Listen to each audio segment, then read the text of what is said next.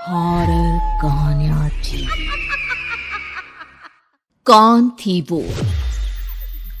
मैं 8 महीने की प्रेग्नेंट थी और अपनी डिलीवरी के लिए अपने मायके गई थी।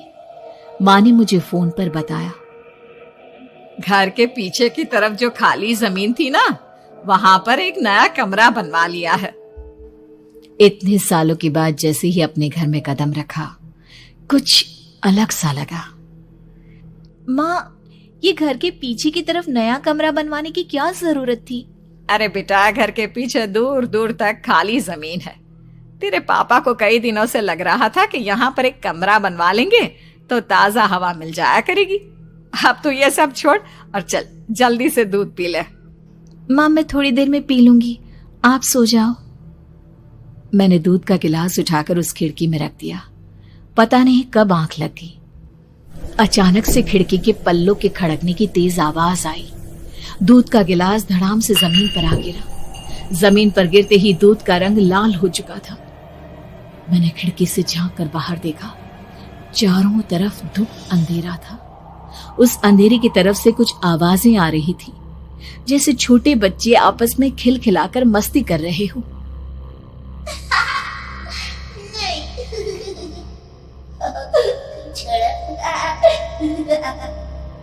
इतनी रात को इतने घनघोर अंधेरे में बच्चों की आवाज कैसे आ रही है? घड़ी में वक्त देखा तो ठीक 12 बजे थे। देखकर मैं सन्न रह गई। बुरी आत्माओं और भूतों की कई कहानियां मैं सुन चुकी थी। वक्त भी कुछ ऐसा ही था। ऊपर से मैं प्रेग्नेंट। सुना था कि ऐसे वक्त में अक्सर बुरी आत्माएं औरतों का पीछा करती है, तो क्या मेरे पीछे भी? पसीने से तरबतर बड़ी मुश्किल से, जैसे कांपते हाथों से मैंने उस खिड़की को बंद किया। जल्दी से जल्दी उस कमरे से बाहर निकलकर माँ के पास जाने के बारे में सोचा, लेकिन जैसे ही दरवाजे की तरफ पलटी, लगा कोई साया हवा की स्पीड से दरवाजे के सामने से गुजर गया। मेरे गले में अटक कर रह गई। मैं जोर से चीख कर माँ को बुलाना चाहती थी, लेकिन वो आवाज खुद मेरे कानों तक नहीं पहुंच पा रही थी। तो माँ तक कैसे पहुंचती?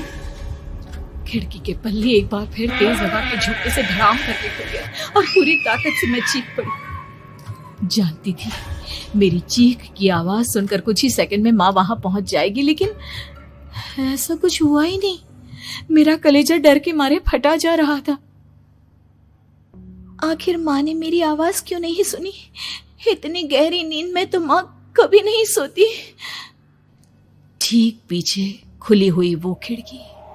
मुझ में इतनी ताकत नहीं बची थी कि मैं पलटकर उस तरफ देख भी सकूं। हवा का एक सनसनाता हुआ झोंका उसी वक्त मेरे कानों से आकर टकराया। लगा जैसे किसी ने दबी हुई आवाज में धीरे से मुझसे कहा, चली जाओ यहाँ से। मैंने दोनों हाथ अपने कानों पर रख लिए और एक बार फिर ताकत लगाकर जोर से चीखने की कोशिश की। माँ! पापा! मेरी आवाज उस कमरे की दीवारों से टकराकर वापस मुझे ही सुनाई दे रही थी। जितनी ताकत के साथ मैंने चीखने की कोशिश की थी, कुछ ही देर बाद उससे कहीं ज्यादा तेज और दर्दनाक चीख मुझे सुनाई देने लगी। कि आवाज ठीक मेरे पीछे खिड़की से आ रही थी। वो आवाज मेरे कानों में पिघलते हुए लोहे की तरह गिर रही थी। उन आवाजों में हैवानियत थी। वो आवाजें किसी इंसान की नहीं है, इतना मैं समझ चुकी थी। कांप रहे हाथों से मैंने अंधेरे में कुछ ढूंढने की कोशिश की।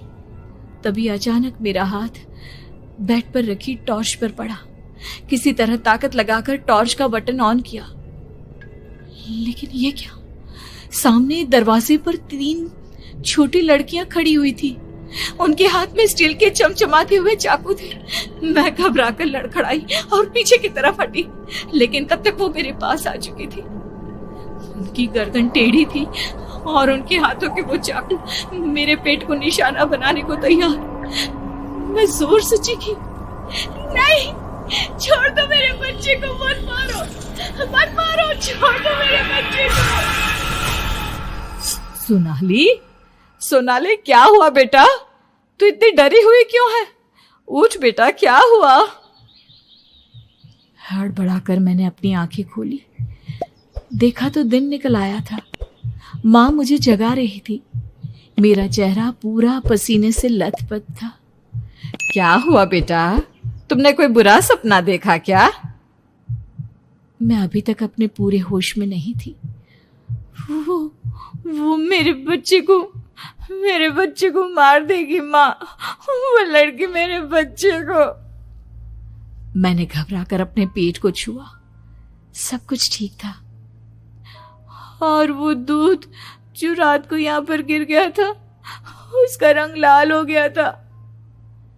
माँ ने हंसते हुए दूध का गिलास मुझे दिखाया। तुमने दूध पिया ही नहीं, पूरा का पूरा ऐसे ही रखा हुआ है। तुमसे कहा था ना सोनाली, सेहत के लिए लापरवाही ठीक नहीं बेटा। लेकिन मैंने तो सब कुछ अपनी खुली आंखों से देखा था। ये सपना कैसे हो सकता है?